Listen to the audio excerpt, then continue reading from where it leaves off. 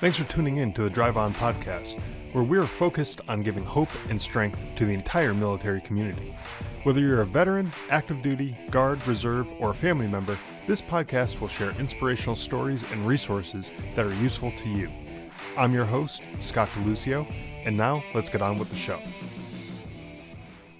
Hey everyone, welcome back to Drive On. I'm your host, Scott DeLuzio, and today our guest is Dave Morrow. Dave is a returning guest. He was on a couple of years ago.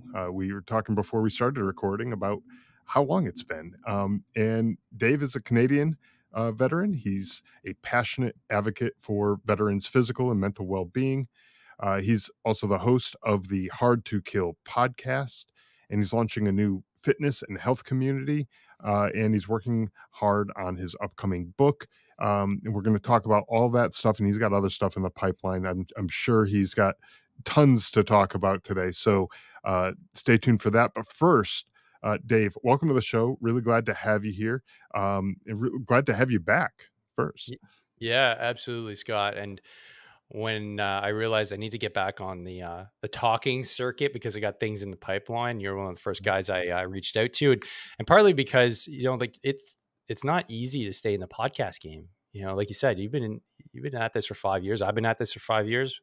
Most fall by the wayside. So if you've got legs in this game, that means you got a good audience. That means you like what you're doing, and so it's a pleasure to be back on the show.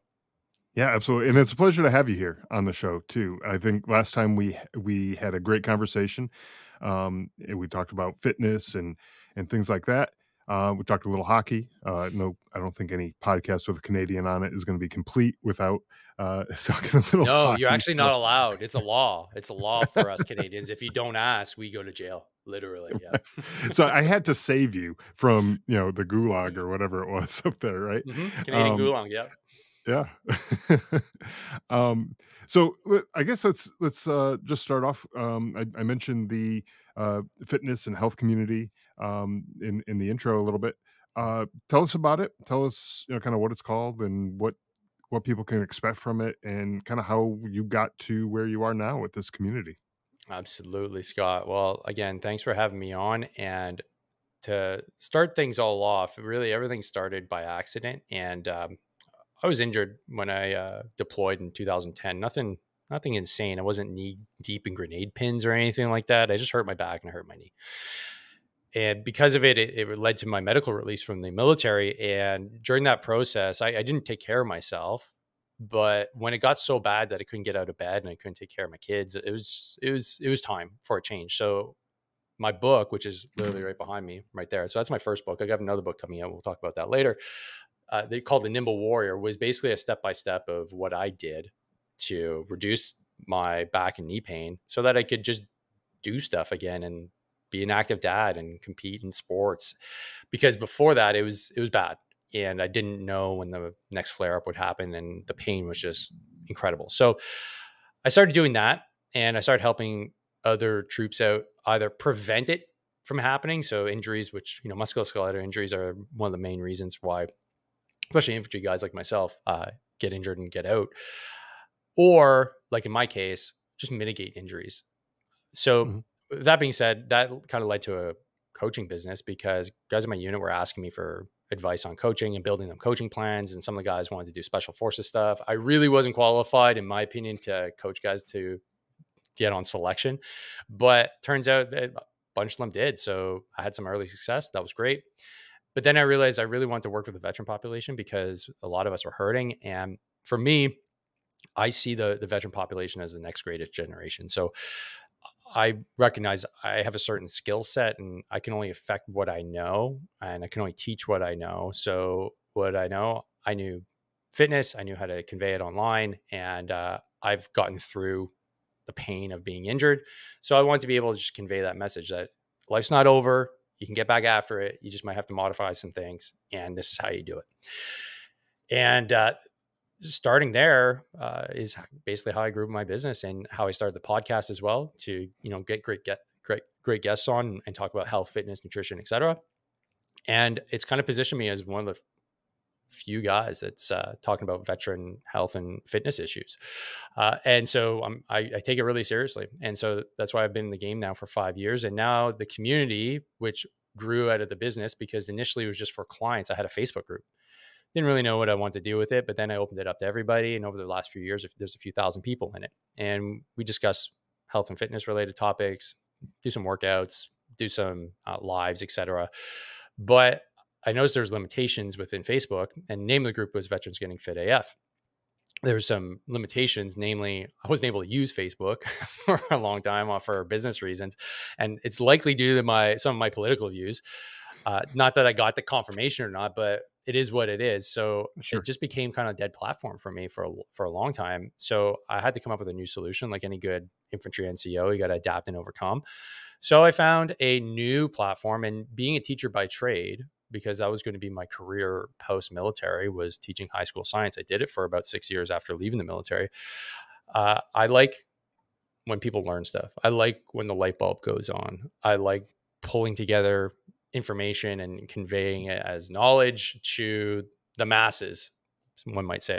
And the veteran community right now, from what I can see, is they're information rich. However, they're application poor. So there's so much information, but it's really hard to apply any of it because you're Mm, just inundated. So my job is to dumb it down, bring it to like the infantry NCO level of understanding. Do this 3-step thing and you'll be all right. So the group tries to convey those messages as much as possible. I coach in the group too, twice a week. I have all my programs there so you can follow along at your own pace. And the goal is to bring that level of education, knowledge, and support in the community at a very, very, very low price point. Where I like to say it's less than your Timmy's double double, which is a coffee with 2 creams and 2 sugar here per day. So the goal is to really democratize health and fitness as much as possible so that it's not for those that make X amount of dollars. It's really available to the masses at a low price point and get you the knowledge that you need so that you can actually get leaner, fitter, and harder to kill, which is what my ultimate goal is. yeah, and it's a wonderful goal because I think there's, to your point, using you as an example, there are so many people out there who are injured, and there are ways to get better or to recover from that injury, um, that don't involve costly surgeries or medications or and not to say that there are people who do need those, obviously, those types of things, but there's some people who just kind of fall into the trap of like, I'll just go with whatever the doctor's saying, and the doctor isn't pushing a fitness program necessarily, right? And Mm. that's kind of a I at least here in the States, like, we just I think the medical system here is a bunch of crap, but that's I'm not gonna get into politics here and all that kind of stuff, but Too late, Scott. You're already all in, man. I'm in, I'm all in. Yeah. Wholeheartedly agree, man. It does definitely sucks. But you mentioned before how you kind of dumb this stuff down, and I think maybe dumbing it down isn't maybe the right way to look at it. It's the amount of information, like you said, is there. Everybody has access to the information. If you're listening to this now, you clearly have access to the internet, and you can go search and find information. But when you get that information, it's like drinking from a fire hose. It's Hmm. so much information all at once that like, what do you do with all that? And how do you apply it to your life? And you gotta take it step by step to and make small gains at first, and then those smaller gains lead to bigger gains and bigger, bigger, bigger. And I'm not saying you're gonna be Arnold Schwarzenegger, ripped, like, fit like that. Or you could if you put the time and effort into it, but that may not be the goal for you. The goal is to get better at that I think should be the goal for everybody with anything, is Hmm. just get better. And whether that's recovering from an injury or whether that's being able to lift more, it's not I want to be able to lift X amount of weight. It's I want to get better, and that's how you eventually will get to that, whatever that X is for you. But that's what you're doing, is you're kind of filtering through all the noise and saying, here's what you need to focus on.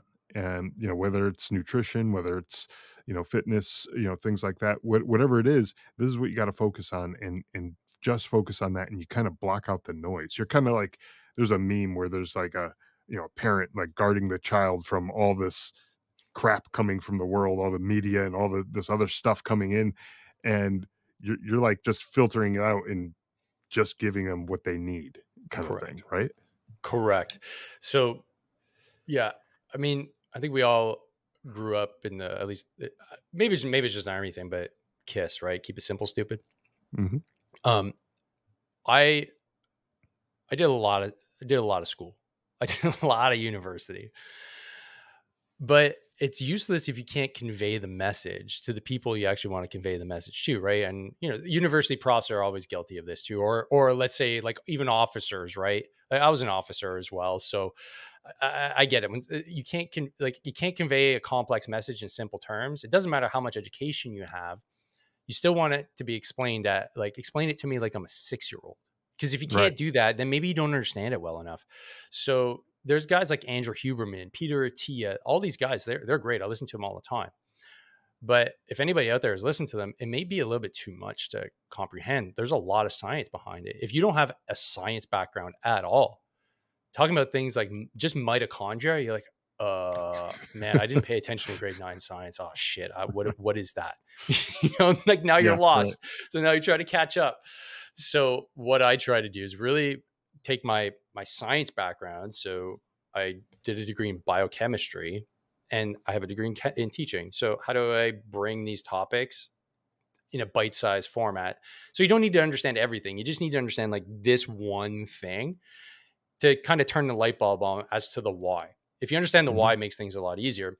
And to give you an example of just what I like to do and kind of like your intro to my method is it's the world's easiest workout plan. And it's 3 steps. You need 0 equipment. You basically need eyes, ears, and motivation. If you have that, you can do this program because you don't need a calorie count. You don't need to grab any fitness equipment. You just need to do 3 simple things. And one of them is just do something for 20 minutes every day that's active. Could be walking, could be gardening, could be playing with your kids. Doesn't matter. Drink a little bit more water than you're used to and don't eat anything past 7 p.m. Like that is it. And you just need to do that literally every day. Check it off on a sheet, and that's it. Like I just gave you the secret sauce, and you can be down 2 pounds in a week just by doing that. But if you take in all the information, you go like, yeah, but do I have to do keto? Do I have to intermittent fast? Like how many reps do I have to do? Dude, no, none of that. Like, did you hear me? Do those 3. But a lot of people think that because they've been fed the message that it's complicated. We don't know why people get obese. We don't, that's not true. We do know. We know exactly what it is. Most people are really inactive. Veterans are super guilty of this. Veterans, especially the ones, the GWAT veterans, they're more obese by about 5% than the average population. And the contributing factors are, well, injuries, psychological issues, and that compounds itself. So the less you do, the less you want to do. So just the act of getting outside and walking for a lot of us, and I'm guilty of this, I didn't want to accept that in order for me to recover, I just need to go for a walk. I wanted to go to the CrossFit gym and grip and rip. But dude, no, you can't. Like you're not even close to being there. I was overweight. I felt like crap. So swallowing your ego and realizing maybe I'm just at the walking phase in my life right now. And yeah, maybe I was a paratrooper. Maybe I was an assaulter. Maybe I was jumping out of planes all the time. Yeah, that was then, but you're not doing that now. Maybe you're in your 40s. Right. You got like 3 kids at home. You got a career. Are you going to be able to go to the gym 5 days a week and train? No. But can you do 20 minutes a day and do some light activity? Cool. That's it. Can you drink an extra, I don't know, liter of water? Oh, sorry, half gallon of water a day? Yeah. And you just, and if you're hungry and you didn't eat enough by 7 p.m., well, too bad, so sad. Eat some more tomorrow so you're not as hungry, but just shut your mouth and don't eat anything past 7 p.m. If you can just Yeah. stick to those principles and do it consistently for a month, I guarantee you're going to be different. And that's what the folks are doing in my group at the base level before anything else. And once you can do that, then you can progress. Then you can do some more advanced stuff. Then you can start considering, maybe I want to do intermittent fasting. Okay, cool. But until you get there, you need to really do the basics and do them well. And consistency is king, is basically what I say. Yeah, I think consistency with anything is gonna give you the results that you're looking for. If you're not consistently, just even 20 minutes of activity like walking, if you're not doing that consistently every day, and you're like, "Oh, this Dave guy's full of shit." Like we're Yeah. not, I'm not, It's it's like, like, I "Oh just need man, to go for a it walk. This just guy's not a trainer. working." This is fucking bullshit. I knew that. It's Right. like, yeah, but you don't do it. So Right, then what do you want me to exactly. say? So exactly. So if you do it like, once, twice, okay, well, that's not it. That's not what you're suggesting here. You're telling people go get out there and do it consistently, day after day after day. No excuses. No, it's 20 minutes. If you can't find 20 minutes, I'm sorry. Like you've got your priorities screwed up. Like wake Mhm. up 20 minutes earlier. It's not that difficult. Well, just to interrupt you, Scott, like the Sure. reason why I wanted to really focus on this group so much is because I would get so many folks that thought it was one-on-one coaching that they needed. And Mm, we would go and we build out the program and we would do the nutrition and we would do the training and we do progressions and we do, but at the end of the day, it was too much. It was too overwhelming. It was way too advanced. And the overwhelming majority of veterans that needed to work with me only needed that three-step program for at least a month, maybe two, to just get the gears turning. Because yeah. I have not come across a single veteran that, like you said earlier, wants to look like Arnold Schwarzenegger. Those days are done. That is 7 days a week in the gym, Right. 4 hours a day, going hard. And in your 40s, you're never going to look like that. So why would you want to do that? Because most just want to be in less pain, b, live a happier, healthier life, and c, maybe look relatively okay when they're at the beach with their family, so that their Right. wives are like, that's my husband. See him? He's got like a 2 pack. That's him. Sure. He looks ripped, eh? That's it. That's all we want. I would be good with a 2-pack, that would be great. Um, Yeah. Yeah, same. but it's a good point because, um, when you're thinking about it, like, you see these other guys sometimes if you go to the gym, you see these guys who are ripped, they got the muscles on muscles, and they're just, like, and then, like, you get there, and then you see them walking out, it's like, "Man, I gotta keep going because I gotta get to that," and it's like you end up you're not gonna have 4 hours if you got kids at home and wife and a career and you don't have 4 hours to spend in the gym. I get that. And but doing that first bit that you were talking about, the 20 minutes of walking and kinda just taking it slow if at first is we had I don't know if you guys had the same thing in the Canadian military, but we call it the crawl, walk, run phase. Whenever you're learning something new, you gotta learn how to crawl before you can learn how to walk, and then you can run with it. Um, you know, we all know how to crawl, and sometimes our knees may not allow us to crawl anymore, but we can go for a walk. We can get out and just go walk, or like you said, garden or something, do Mhm. something physical for 20 minutes. Um and and that's in the walk phase, and you gotta re-earn the right to get up to the run phase, right? 100%. You can't just expect that you're gonna, as a 40-year-old guy, be able to just jump right back into what you were doing when you're 20, like, that it doesn't work that way, I'm sorry, like, Mhm. in your head, you might think it works that way, but it doesn't just work that way, especially if you had, 15, 20 years of not taking care of yourself. Right. It's managing expectations, right? And defining what your goals are. If you can Yeah. define what you actually want to do, because your why makes all the difference. Just like anything in life, if you don't know why you're doing it, like if you just go to a 9 to 5 career every day, but you don't know why you're doing it, it makes you miserable because you Yeah. don't know why you're getting up to do this thing. Is it just for money? Okay, but what's the money for? Just keep on asking, why do I need the money? And then same with fitness. If you don't know why, but overwhelmingly, especially I mostly work with men, so when I say guys, I literally mean guys. They have families and they want to set the example for their kids, because we know the research is very clear, especially dads. If you are obese. If you're out of shape, you're creating the conditions for your kids to be obese and out of shape. And that's an early death sentence. We know that because that Mhm. leads to type 2 diabetes, that leads to metabolic disease. That's not a good thing. And none of us want our kids to be sick. Just like we don't say, hey, buddy, like, you want to try some smokes? Like we don't Right. do that. So why would we do that with our fitness and health? And we a lot of us have lost kind of the idea of like what it means to be quote unquote healthy, and we try our best. And it's not for a lack of trying. I had a really big paradigm shift years ago because my initial mentality was, dude, just get off the couch and get your shit together, like typical army NCO type mentality. But then I realized, no, most people are grinding, and they're not losing weight. They're not getting healthier. So what's going on? How is this even possible? And it was a TED talk that I heard by Peter Attia, who's a Canadian doctor, and some folks that are listening might know who he is. He's got a new book out. He's prolific online, and I listen to his stuff a lot. And he was of that same opinion because he would treat folks that were just obese, overweight. Obviously, they just need to lose weight, and their diabetes would get cleared up.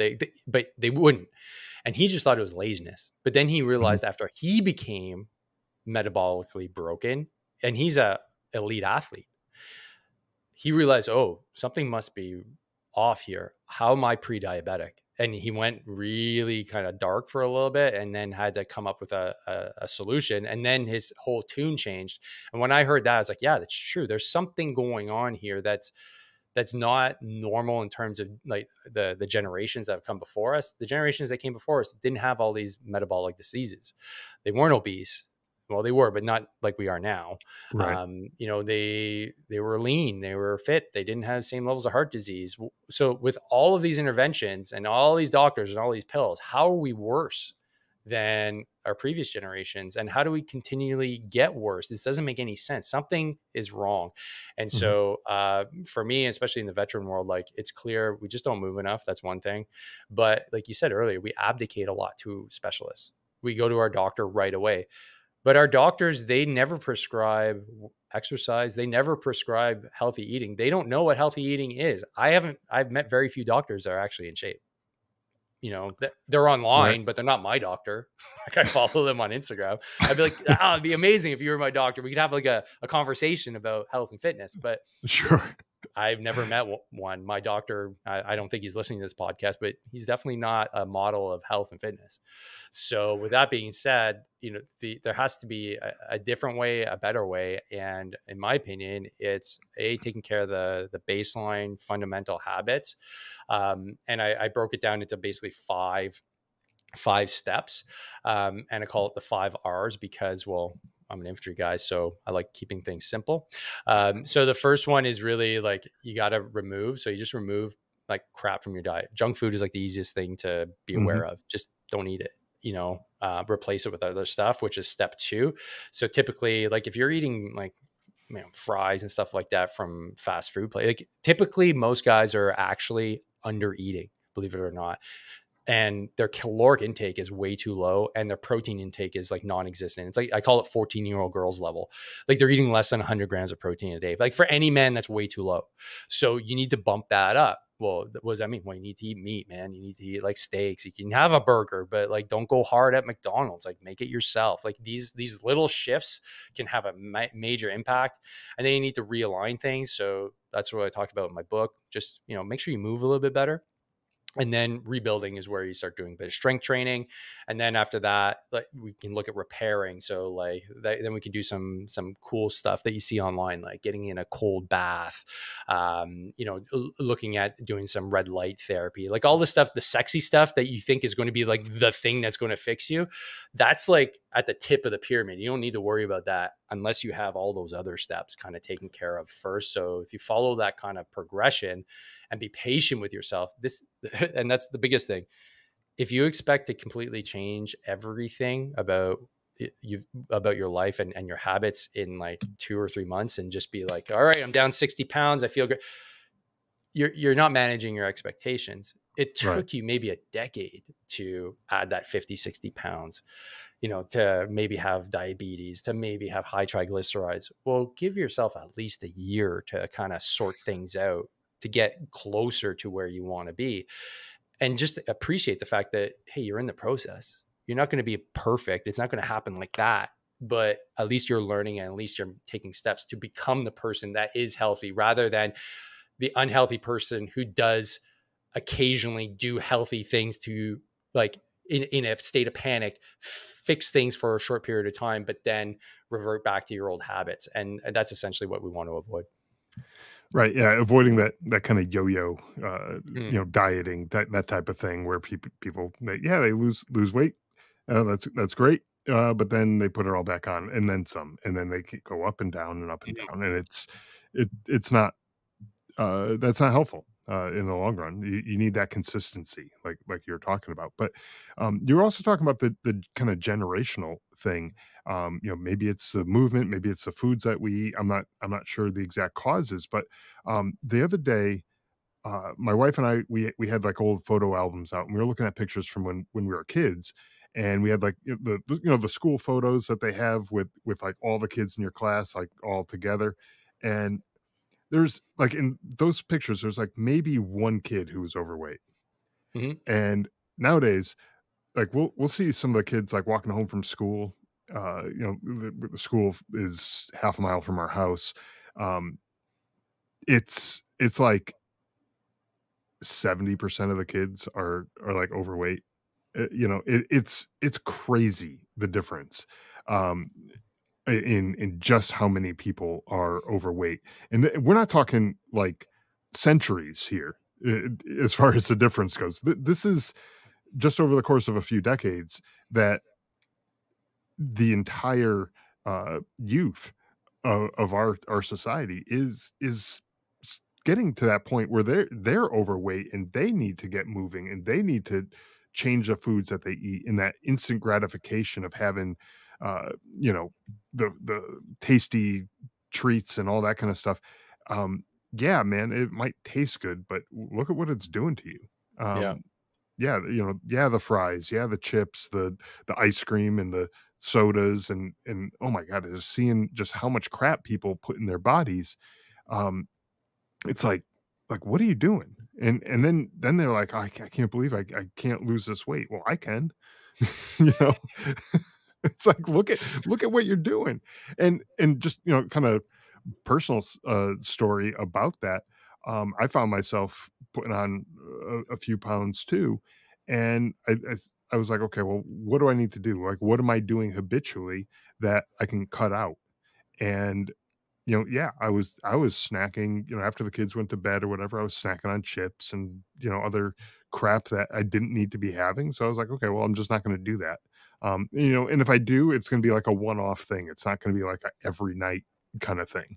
Um, they're drinking, more than I should, and I was like, okay, well, I'm going to limit myself. I'm not going to drink, the way that I used to, and it was just like slowly removing certain things that I was like, I don't need this in my life, and it was amazing how quick some of that weight came off. And I'm not saying like everything, like I'm, a model of physical fitness here, but it was just basic, simple things like just remove some of those things.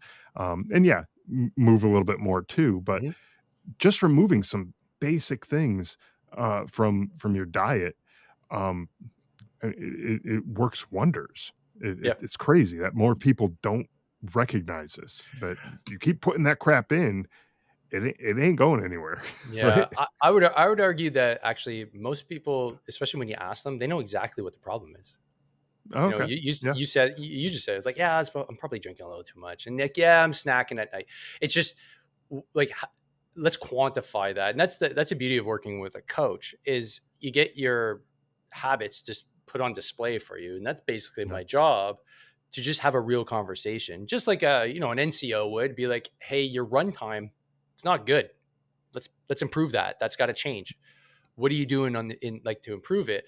Well, when it comes to putting on weight, and you're talking about kids, my there's models out there, right? There's the eat less, do more model, which is typically what we're used to hearing. We hear it in the media. It's like the reason why you're fat is because you don't move enough and you eat too much. Uh, so there's some nuance to that, and I'll get into it. in terms of like calories in, calories out, that's what we call the CECO model. There's validity to it, right? If you want to lose weight, yeah, you got to be in a calorie deficit. All right. However, the analogy I like to use is that it's like if you get a chance to talk to Warren Buffett and ask him investing advice. And you go, Warren, oh my God, I got 2 minutes of your time, man. How did you do it? How'd you become a billionaire? You go, and he were to say, well, it's really actually quite easy, Scott. All you need to do is just spend less and save more. And you'd go, well, Warren, I know that. Thanks, bro. Can we refine that a little bit more? And the way I like to refine it is just that, yeah, you have to be in a caloric deficit, but in order to be in a caloric deficit, you have to know how many calories do you need? And if you're not eating that amount of calories, your body is going to not be able to metabolically do the things that you want to do, like lose body fat. You have to turn the fire on in order to start getting rid of things like body fat. And one of the easiest ways to do that is to consume more protein. I always say, eat your protein.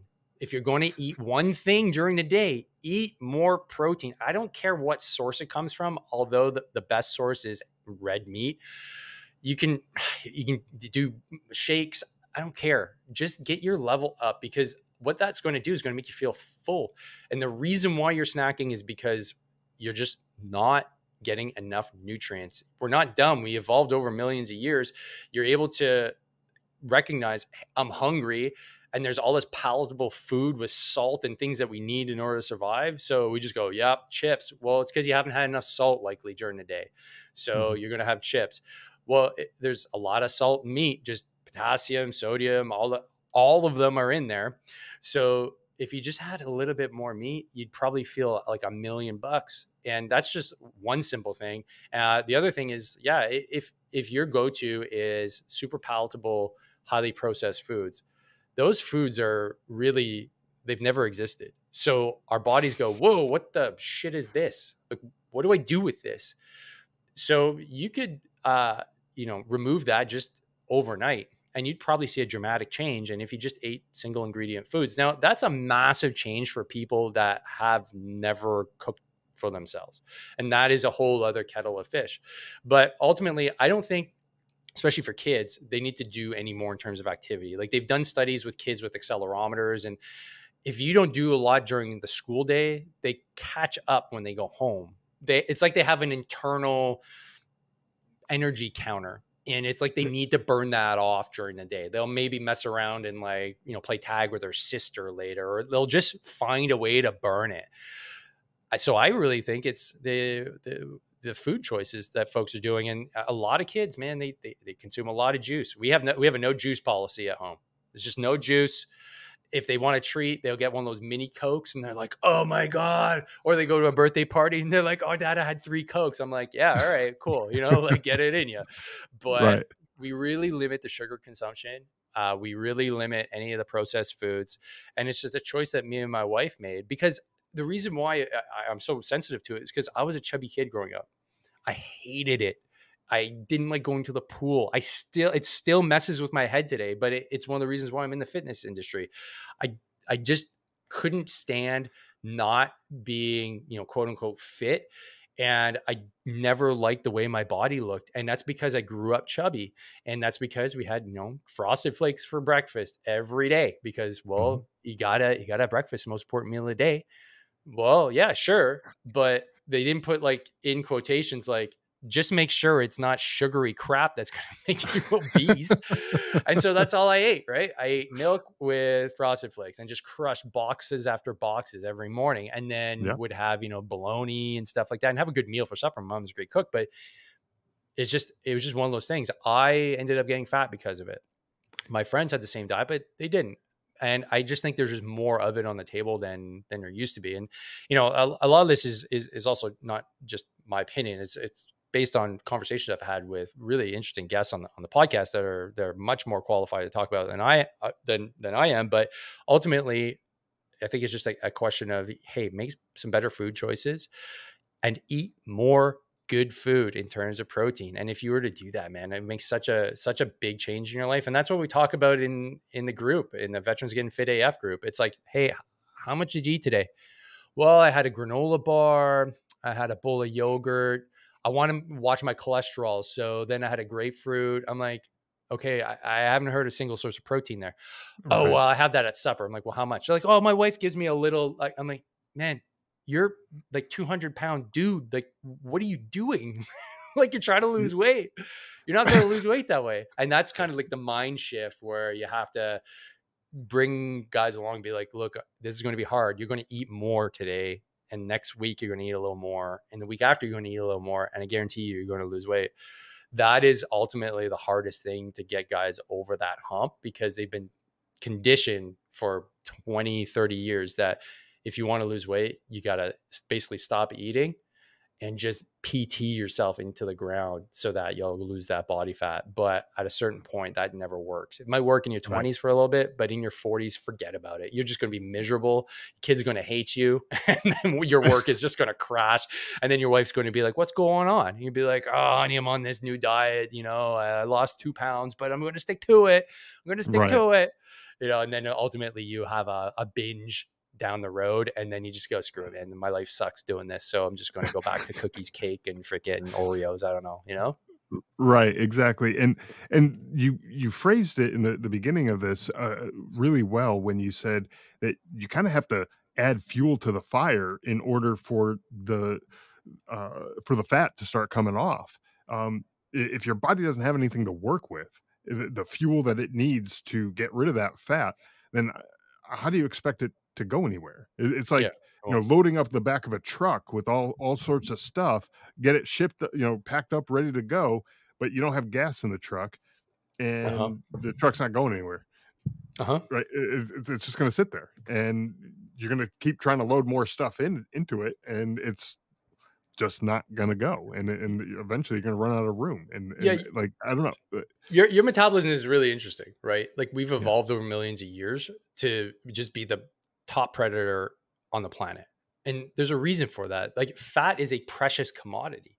And we were never really able to get fat back in the day. Like, you could gorge, but we had this system, and that's where insulin really helps. So you can stuff your face, insulin shoots through the roof, it packs all of the places where glycogen, which is a storage molecule of glucose, mainly in your liver, then in your muscle cells. And then when those stores are full, so a guy like my size, I'm over 200 pounds, I have roughly like 10 plus pounds of glycogen on me. Now, when I burn through that, then what do I do? Well, your body doesn't go and say, well, I'm going to get muscle, because muscle is, again, that is crazy prioritized in terms of making sure that we can actually go hunt things and like stay strong in order to defend sure, ourselves. So, as a fuel reserve, we have this thing called fat. And it, for, for us guys, it's stored right in the middle. So, center of mass, we can still move around, we can still hunt. We don't get it in the arms and the legs. That would be weird. Plus, it would slow us down. So when you start dipping into that, it's a great source of fuel. It's an amazing source of fuel. It's the best. It's like riding on premium gasoline. Okay, you're more acute. You got way more energy. But the thing is, most people never tap into that because they're if you constantly stimulate your insulin levels with glucose, so sugary stuff, right? You're always going to be burning that sugar because it goes, okay, well, I got to get rid of this, right? Because if you can't get rid of the sugar in your bloodstream, that's called diabetes. You'll eventually die. So the fat requires an extra layer of effort, and it requires your metabolism to be able to actually dip into those fat reserves. So in order to do that, you need to be active, and you need to not constantly be eating sugary crap. And typically, you in a course of a day, you would eat maybe you gorge, but then you'd have a big break, and then you'd probably be like, "Whoa, where do I get my fuel from?" Oh, I got this thing called fat, and so you'd always burn just a little bit, always burn just a mhm, little bit. But we've gotten to the point where we just never burn body fat, and metabolism is the key to being able to burn that body fat. So if you have more muscle, your metabolism's higher because it takes a lot of energy to keep that on. If you work out a little bit, that bumps up metabolism. If you eat protein, it's called the thermogenic effect. That bumps up your metabolism. It literally heats you up. It's called the meat sweats. Like, you go to eat like too many ribs, you're like, oh man, why am I so hot? It's the meat sweats because your metabolism goes up to literally break down the protein molecules into amino acids. So you can see how as you turn the thermostat up, you're going to be able to access the extra fuel that's just waiting for you, but you need to be able to turn the thermostat up in order to get to it. So that's where people often stumble. And also your body, as soon as it realizes like, hey, I'm in a low like energy mode, we're great at conserving energy. Like that is almost one of the points of our body. We get stronger to conserve energy the next time we do something. It breaks down a little muscle tissue and then rebuilds it stronger so that when you do it again, it's easier. So we consume less energy. Mhm. So if you've turned down your metabolism where you're not eating a lot, you're not exercising, those two things are going to contribute to your body going, okay, let's turn all the requirements way down.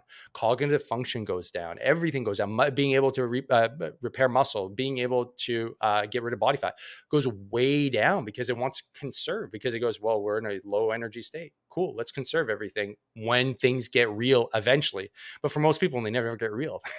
They never Right. get bumped back up, so you end up in this low energy state and then you just have a hard time getting rid of body fat. So it takes a little while to be able to start turning that engine back on, especially if it's been 20 years since you've been able to service. You haven't done anything too strenuous.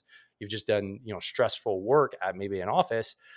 It's going to take a little while for you to change gears. But when you do change gears, you recognize, oh, okay, things are starting to change. My body's That's starting to right. change. I feel better, and then you can, carry on and move into a more healthy existence.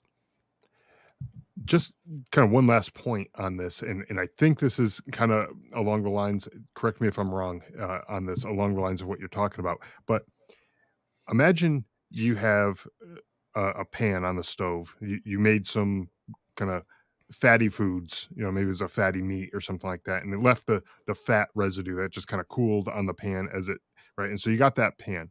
Now, without any soap, just a, like a dish rag and water. If you were to use cold water, it's gonna take forever to get that fat out of the pan. But if you use hot water, it's gonna start to melt it a little bit, it's I gonna start like to this. liquefy, and it's gonna come right out of the pan, pretty damn easy. So, same idea, I think, of what you're talking about is if you are trying to burn fat, literally the word burn, like that equals heat in my mind. I don't know. Hmm. If you're trying to burn fat, you need to do things that create heat. And so, like you're saying, eating protein, your body is going to create heat in just the digestion process, which will help burn fat in the long run. So, yeah, eat more meat. It makes complete sense, and hopefully, what I was saying makes sense too. It was just kind of the analogy that I came I'm up with. stealing that analogy, by the way, Please do, Scott. yeah, That's a really good analogy. I'm going to totally use that next time on my calls. Yeah, for sure. absolutely. Um, I know you got a book coming out too. Tell us about the book and what that book's all about. Yeah. So it's off at the publisher right now. So I did my like last round of edits the other week. Excellent. And now I'm actually in the audiobook recording phase, which is a bit harder than I expected because you Yeah, me gotta too. you gotta be perfect with every word. Your diction has to be tight. Like yeah, I'm working on it, Mhm. and I realized, man, this is going to take a lot longer than I expected. So Yeah, the book uh, is a summary of all the really cool conversations I had around fitness, health, nutrition, and mindset on the podcast. So I read Tools for right. Titans by Tim Ferriss. It was a great book. And I read the book. I was like, hold on a second. Like, he's got a ton more folks on his podcast. But I figured, you know what? I could do this at a scaled version with the folks that I've talked to so far and bring their insights and come up with a protocol based off of all of these experts. And I floated the idea to publisher. Publisher said, "This is an awesome idea. Gimme, gimme, gimme." And I said, "Wow, oh wow, really? Okay, cool." Because before this is a self-published book, The Nimble Warrior. So this one's an actually published book, and it's due out the end of this year. We're aiming for the fall of 2024. It's pretty ambitious, so I'm thinking it's going to be ready for Christmas time. And the intent is to really help the veteran community, but I mean anybody in general, right? I mean we're all humans here, Sure. but there's a lot of context for veterans. We touch on mental health issues. We look at mild traumatic brain injury. I've chatted with Kelly Starrett. You name it, Cynthia Thurlow, all these folks that are in the health and wellness space. Jason Kalipa, the CrossFit Games champion, he's in there too. So you're going to get little snippets of their insights, so you can summarize some of the really insightful episodes. And then at the end of the book, there's an actual protocol that you can follow along. And actually, I give a little sneak peek as to what that protocol is in one of my pages for folks that want to be on the pre-sale list and get the early dibs, so to speak, on the new book, which doesn't have a title as of yet. I'm really conflicted as to what to call it, but that being said, it's going to be basically like a field manual for folks that want to get fitter and healthier based off some really good conversations I've had on the podcast. That's excellent. Yeah, having a summary of that stuff, because over time, there's so many episodes that you end up doing, and again, just like we were saying before, there is so much information that's out there. Uh, some of it good, some of it bad, and you don't know like what to take in. You got so much information available, which is great. But is someone just starting right now, going from episode 1, if they're gonna dive into it, it's a daunting task to look into it, right? But if you can 200 plus summarize it, hours, man. It's 200 plus it hours. I don't. That's a tall order for some folks. that is, it is. I mean, even if you got an hour commute, to work each day, or half hour to work, half hour back, or whatever, and it's an hour a day. Um, yeah, we're talking 200 hours. That's your whole year of Yeah. podcast listening, every day going to work. And then by the time you're done, you're not actually done because you're putting out more episodes. And they're not. Yeah, yeah, exactly. You've got, oh great, you've done the 200 hours. Yeah, there's another 60 that Yeah, you've now accumulated because there's at yeah, least keep two extra going. episodes every month, every week. Yeah, exactly. Yeah, And yeah, in addition to that, you also have to find time to implement some of these things, and some of yeah. it Right. might not even be relevant to what you're going through. Like if you're just in that initial early stage of your fitness journey, you don't, like you said, you don't need that top of the pyramid quite yet.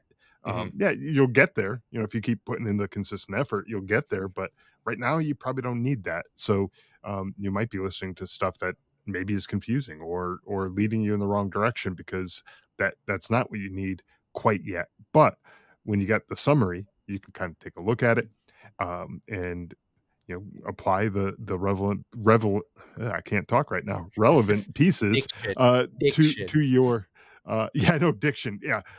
And you're talking about recording the audiobook, that for me was a nightmare when I recorded mine.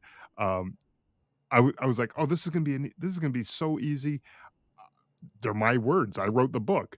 I should be able to just read it."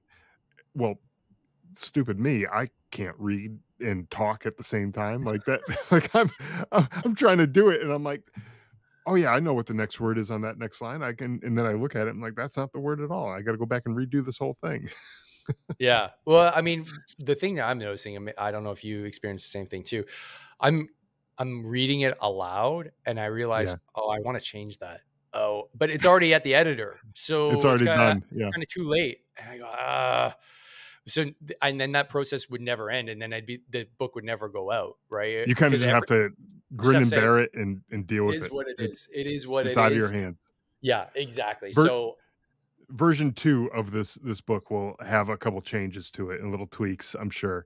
well, Um, that's what I did here actually on the one that's on display there. My version 1, when I literally got it back from the printer, I opened it up and like page 2, I'm like, there's a spelling mistake. I was like, oh, man, I no. can't. I looked over this thing a million times. I had somebody else look it over, but that it is what it is, right? When you self-publish. So there was some Yeah. grammar stuff too. And even folks were like, oh, hey, I noticed on this page. I'm like, Got it. Got it. Thanks. Thanks. Okay. So it gives me an I'll excuse. add it I'll to the go, yeah, list. I'll add to the list of edits. So I changed it and I released a second edition that was a bit cleaner and just with less That's spelling great. mistakes. Yeah. So I like how you said less and not yeah, none. there's still some spelling mistakes. I know. Look, Even though I was a teacher, and on top of that, I guess having the spelling mistakes give it a bit more credibility that I was in the infantry. sure. So I made sure to keep a few in there. It's kind of like my rationale. I I was just gonna say, we're talking about 2 books written by 2 infantry guys. There's gonna be some mistakes in it. We There's we got to be we got that. street Um, cred. just directionally though, it's good. Just go with it. The direction is where you wanna be.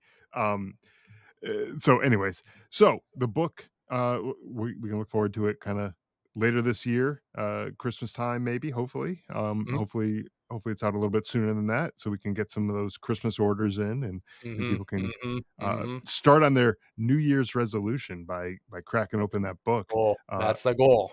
that's the goal. Hopefully, they take the consistency message to heart, though, because a lot of times these New Year's resolutions are, they fail because they're not consistent with it. They just go back into their old habits, and that's why they don't work.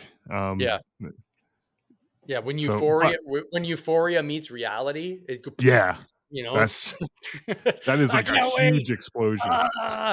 Like it's 3 weeks, right? It's 3 weeks of like all out I'm in, and then Yeah, because when you rely on just like the emotion and the elation and the adrenaline of getting something started, like anything, you feel great when you're starting. Like, I can't believe I'm doing this. This is awesome. Things are going to yeah, change. But then you realize I got to do boring stuff. It's true. You once you get into the weeds, it's just yeah, you got to do that's that right. same workout again. Just add a little bit more weight. Yep, you Yeah, got to do that same walk again. Just maybe I don't know, maybe go a little bit further, and until you realize that it's the motivation and like it disappears really quickly, and then you just have to rely on discipline, like Jocko says. mhm, Like discipline is freedom. it That's is. what it comes down to. And we all, if we're all, veterans listening to this or folks that have had any military service, we're all disciplined folks. We all found the discipline to do our jobs. So you just have to find a way to tap back into that. And Yeah, there's a way. There's a way. And you can't have a coach necessarily that your entire life per se. So how are you right. going to find it is the journey, right? You might get coached for a year, might get coached for 2, like maybe you could get coached for 3. But at a certain point, it's like, hey, I got this. I'm going to do my own thing. And part of that discipline, that you have in the military that you're just talking about, comes from the fact that there are processes that you can follow, right? There are ways that you do certain things, and you just follow that, and you do that, and it works when you follow those processes. Follow Get the book. We'll announce what the name is when Dave gets the name of the book of his new book. We'll put it out there. It'll be on social media. Dave will let me know what it is, and we'll update everything with that. But get the coach too. Keep you accountable. Sometimes it's hard to keep yourself accountable until you have those habits, those routines, the things that you do day after day after day after day, and then to the point where it feels weird when you don't do it, when you don't go for that walk, or when you don't, you know, uh, lift those weights or whatever it is that your thing is, whatever your activity is. Um, when you don't do that, you're like, man, I didn't do that today. I kind of feel a little weird. Like, why do I feel weird about this? Well, it's because you didn't do it. Tomorrow, get on it, get back into it, and yeah, everyone's going to have an off day every now and again, right? It's not like that's not going to happen. But in the beginning, you got to be disciplined. You got to make sure that every single day you're following that, so you build that habit. And I think that's kind of the point, right? Yeah, absolutely. To really exemplify that point, in the group right now, we're doing the 3,000 rep challenge. So in the month of July, you need to do 3,000 reps of whatever exercise you want to do. It could be toe touches. It doesn't matter. Sure. The point is you commit and you do it. So it's 100 reps a day. So for me, Yeah. it's kettlebell swings. I like doing them. It's a great way to keep my fitness level relatively stable. Even if I don't go to the gym that day, I can do heavy ones. I can do light ones. Like today, my back's not great, so I did really light swings. Doesn't matter. I just do it. Mhm. And like you said, when you don't do it, you're like, ah, man, I really got to get the swings in. It's like, Yeah. it's 8 p.m. Didn't do them yet. All right, I guess I'm doing it watching Netflix. So you end up creating the discipline, right? Because Right, well, right, and for me, I like doing those things, not just for the folks in my community, but for myself as well. It keeps me accountable because I'd be kind of a jerk if I was like, "Hey guys, we're doing 3,000 rep challenge," and then I just don't do my reps.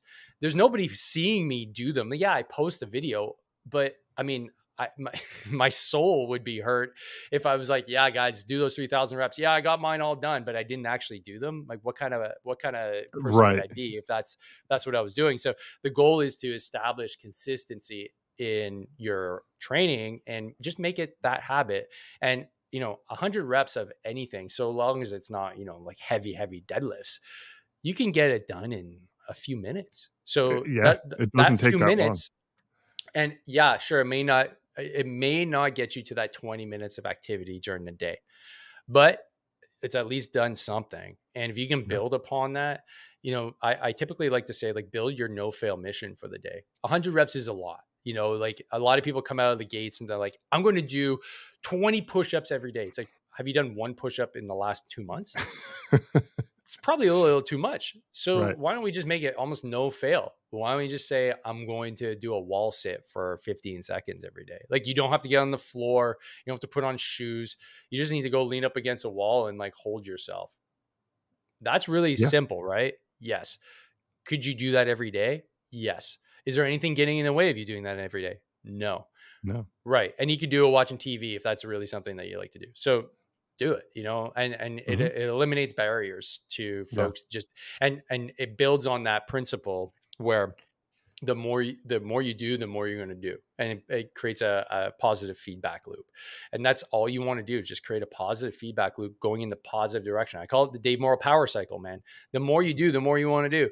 But Yeah. in the opposite direction, it's Dave Morrow downward spiral of shit. If you start not breaking those contracts with yourself, you're like, oh, I said I was going to do that 15 seconds, but I'll do it tomorrow. And then it gets to tomorrow, and you're like, I'll double up the next day.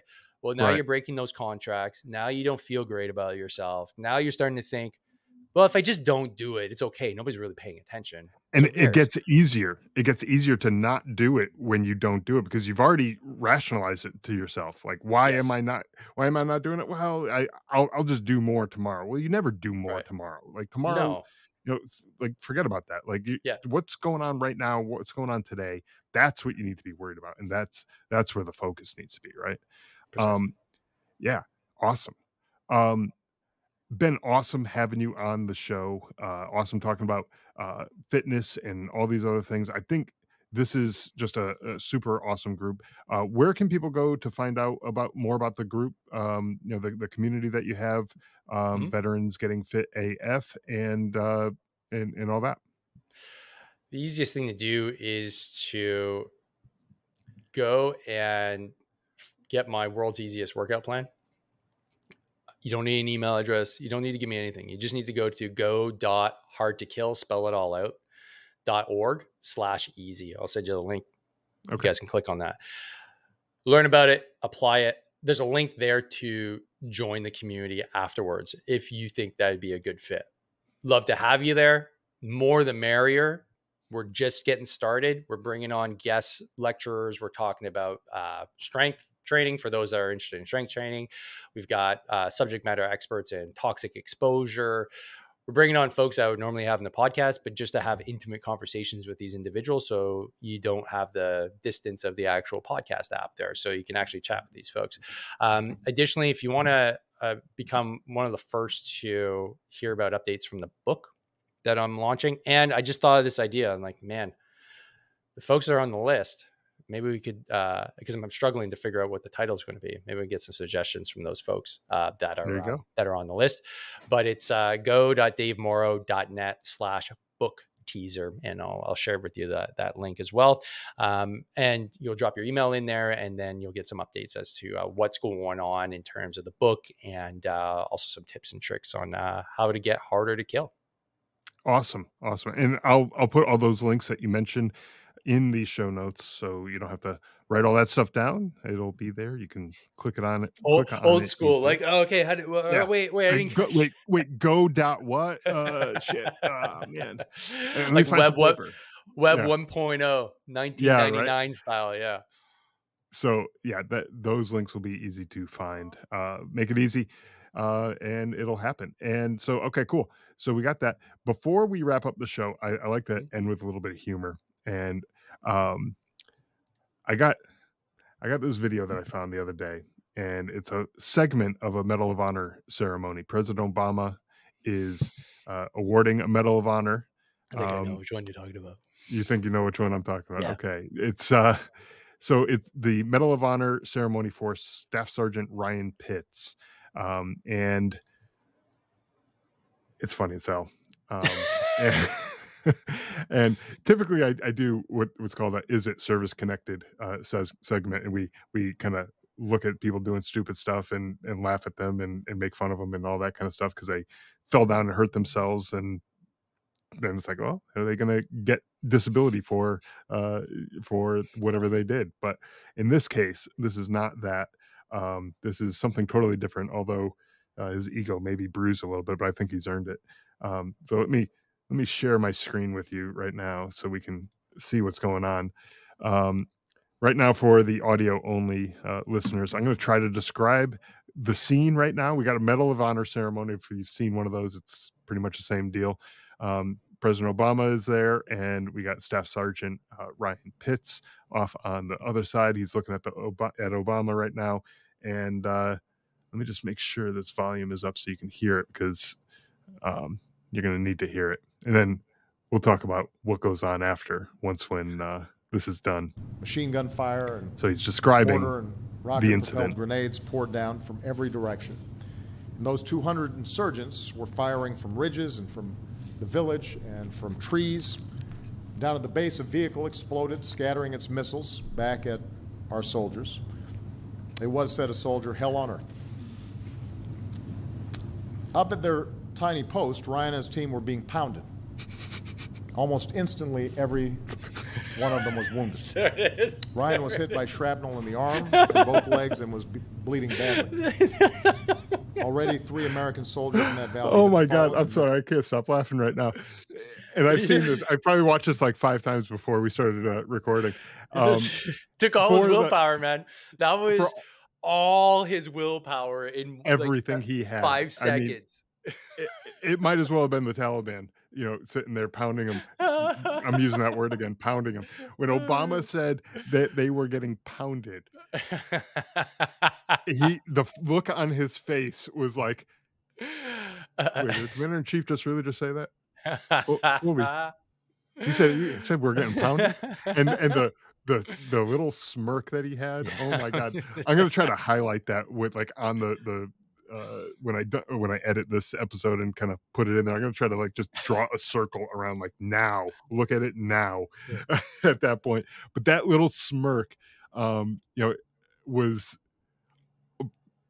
oh my God, I probably would have been cracking up during this whole thing, but Yeah, because like um all the million things that go through your head at that time is like, oh, it's a Medal of Honor ceremony. I'll be disrespecting like all those guys and yeah. gals that came before me.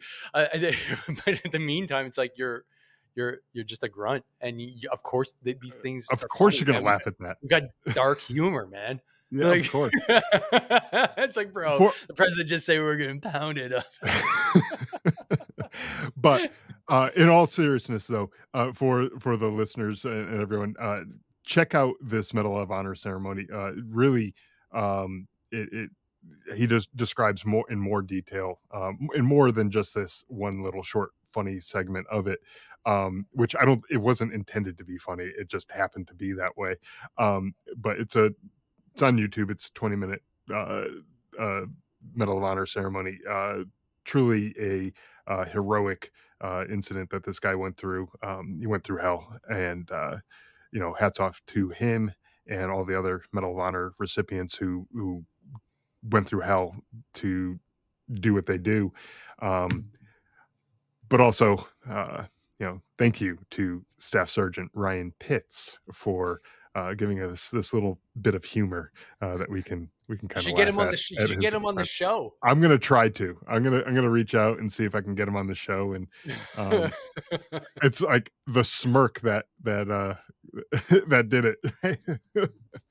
um, Beauty.